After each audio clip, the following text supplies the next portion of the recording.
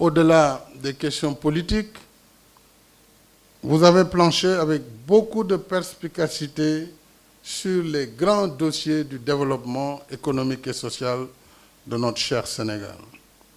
Les rapports de toutes les commissions seront examinés avec attention, notamment les recommandations qui doivent entraîner la prise de mesures pour améliorer les acquis et leur donner un contenu d'efficacité et de résilience. Il convient de définir le format du comité de suivi et d'évaluation du dialogue national, dont du reste beaucoup de conclusions pourront servir dans l'exécution des programmes du plan Sénégal émergent. En réalité, ce qu'on a appelé des points de non-accord pour faire diplomate, qui sont des points de désaccord en réalité, qui étaient déjà en 2019 des points de désaccord. Donc on doit dépasser ces points, parce qu'on n'est pas d'accord sur ces questions-là. Dire au Sénégal de revenir au bulletin unique, comme des pays qui viennent de rentrer en démocratie, nous ne sommes pas d'accord sur ces affaires-là. Le Sénégal vote depuis 1860. Déjà Blaise Diagne, en 1914, il a gagné des élections plurielles.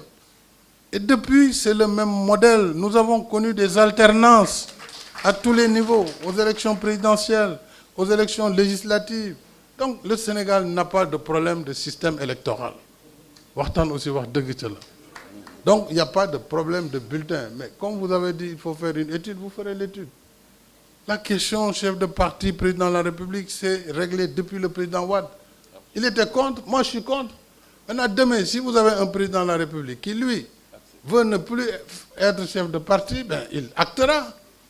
Il fera voter une loi et le débat sera clos. Mais moi, je ne le ferai pas, parce que ça n'a pas de sens.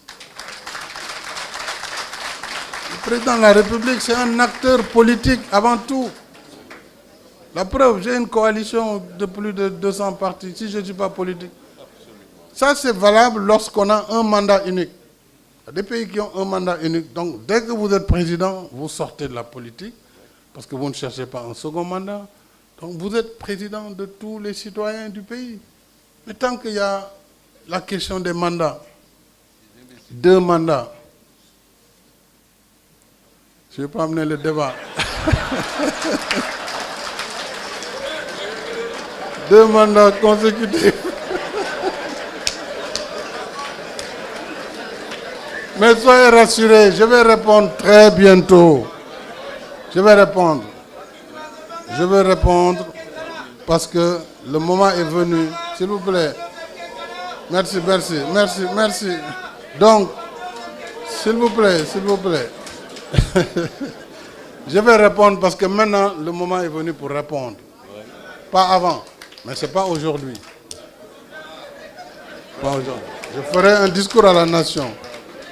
J'apporterai ma réponse qui ne peut pas dépendre du contexte dans lequel nous évoluons. Il faut que cela soit clair. Il y a beaucoup d'excitation. Qui écrivent par-ci, des rapports par-là. Ce n'est pas ça qui va déterminer les choix du président de la République, croyez-moi.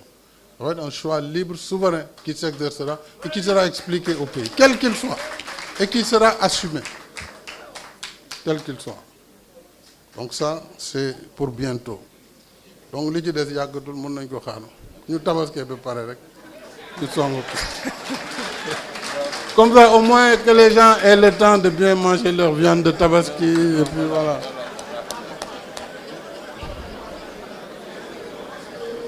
Mes chers compatriotes, je voudrais maintenant vous rassurer sur ma détermination ferme à œuvrer pour la gestion des dossiers qui concernent directement la vie des populations, notamment la frange jeune. Donc c'est dans vos recommandations. Nos religions révélées nous installent durablement dans l'espérance. Je salue les prières qui ont été données par l'Église catholique et l'Église protestante, ainsi que par les imams de l'islam.